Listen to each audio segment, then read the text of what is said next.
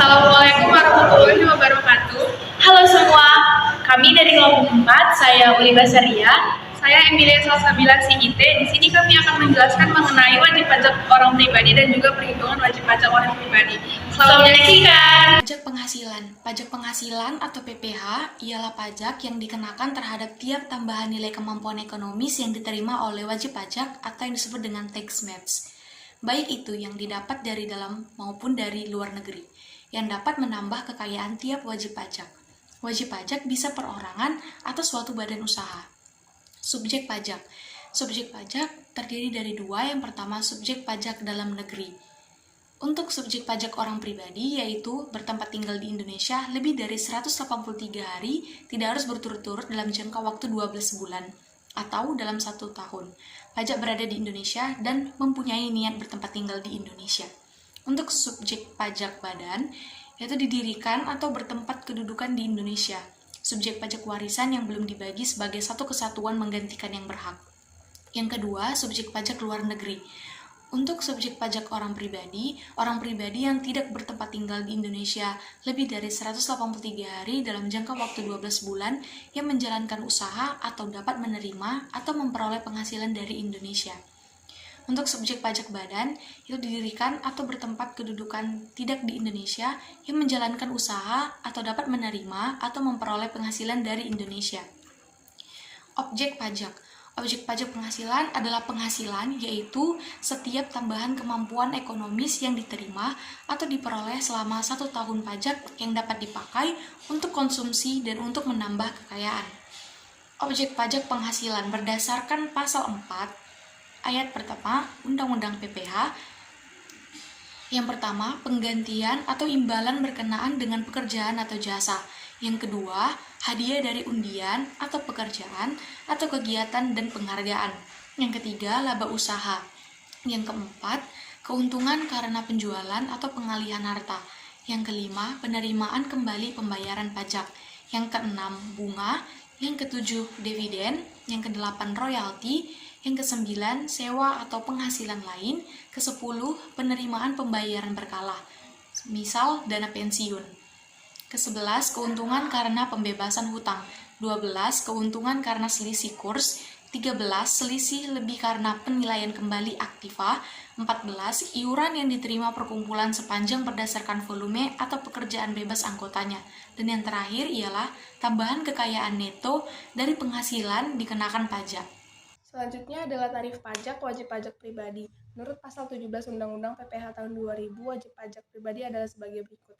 Untuk penghasilan kena pajak sampai dengan 50 juta, maka dikenakan tarif pajak sebesar 5%. Untuk penghasilan di atas 50 juta sampai dengan 250 juta dikenakan pajak sebesar 15%. Dan untuk penghasilan di atas 250 juta sampai 500 juta dikenakan pajak 25%. Dan untuk penghasilan kena pajak di atas 500 juta dikenakan pajak sebesar 30%. Untuk wajib pajak pribadi, Pasal 17 ayat 2 mulai tahun 2009 untuk wajib pajak badan diberlakukan tarif tunggal yaitu 28%, sedangkan untuk tahun 2010 diproyeksi tarifnya menjadi sebesar 25%. Menurut pasal 31E, wajib pajak badan dalam negeri dengan peredaran bruto sampai 50 miliar mendapat fasilitas berupa pengurangan tarif sebesar 50% dari tarif sebagaimana dimaksud dalam pasal 17 yang dikarenakan atas penghasilan kena pajak dari bagian peredaran bruto sebesar 4,8 miliar. Pada slide ini kita akan mengetahui cara menghitung dan melunasi pajak penghasilan. Untuk menghitung pajak penghasilan, kita dapat menggunakan rumus penghasilan kena pajak dikalikan dengan tarif pasal 17 Undang-Undang Pajak. Dan untuk cara melunasi pajak penghasilan ada beberapa cara. Yang pertama adalah pelunasan pajak pada tahun berjalan, yang kedua pembayaran sendiri oleh wajib pajak atau PPH pasal 25, yang ketiga pembayaran melalui memotong atau pemungutan atau pihak ketiga seperti PPH 21, 22, 23, dan 24. Yang keempat, pelunasan pajak setelah tahun pajak berakhir. Dan yang kelima, pembayaran pajak karena kurang setor atau pajak terutang tahun berjalan dikurangi pajak yang telah dilunasi pada tahun berjalan. Dan yang terakhir adalah membayar pajak kurang setor menurut SKP dan STP. Berikut adalah contoh soal sederhana mengenai penghasilan kena pajak. Adnan bekerja di sebuah perusahaan swasta nasional, besarnya PKP setahun adalah 625.500.000. Berapakah pajak penghasilan Adnan dalam setahun? Untuk penyelesaian PPh terutang pada lapisan pertama dikenakan tarif pajak sebesar 5% dengan penghasilan kena pajak sampai dengan 50 juta. Maka 50 juta dikalikan dengan 5%, maka hasilnya 2,5 juta. Untuk lapisan kedua dikenakan tarif pajak sebesar 15% dengan lapisan penghasilan kena pajak di atas 50 sampai 250 juta. Maka 250 dikurang dengan 50 juta, hasilnya 200 juta. Lalu 200 juta dikalikan dengan 15%, maka hasilnya 30 juta. Untuk lapisan ketiga dikenakan tarif pajak sebesar 25%, yang dimana penghasilan kena pajaknya di atas 250 sampai dengan 500 juta. Maka 500 juta dikurang dengan 250 juta, hasilnya 250 juta. Lalu kemudian 250 juta dikalikan dengan 25%, maka hasilnya 62,5 juta. Untuk lapisan yang terakhir dikenakan tarif pajak sebesar 30% dengan penghasilan kena pajak lebih dari 500 juta.